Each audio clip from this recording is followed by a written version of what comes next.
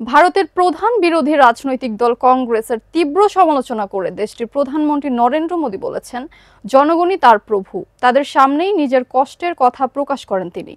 নিজের ও তার প্রয়াত মা হীরাবেন মোদীকে নিশানা করে কটূক্তি নিয়ে চলমান বিতর্কের মাঝে ভারতের এই প্রধানমন্ত্রী বলেন, আমি ভগবান শিবের ভক্ত, কটূক্তির বিষ গিলে নেব।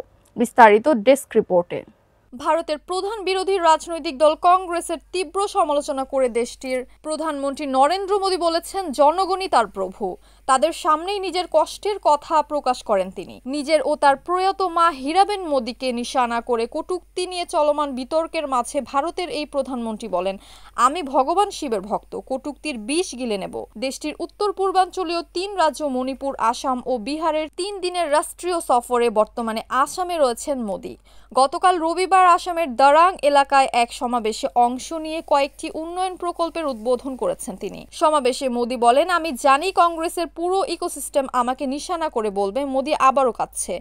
জনগণই আমার ভগবান। যদি আমি তাদের সামনে আমার কষ্টের কথা না বলি তবে কোথায় বলবো? তারাই আমার প্রভু, আমার দেবতা এবং আমার রিমোট কন্ট্রোল। আমার অন্য কোনো রিমোট কন্ট্রোল নেই। সে সময় মোদী আরও বলেন, বিহারে আরজেডি কংগ্রেস মঞ্চ থেকে আমার মাকে উদ্দেশ্য করে গালি ব্যবহার করা হয়েছিল।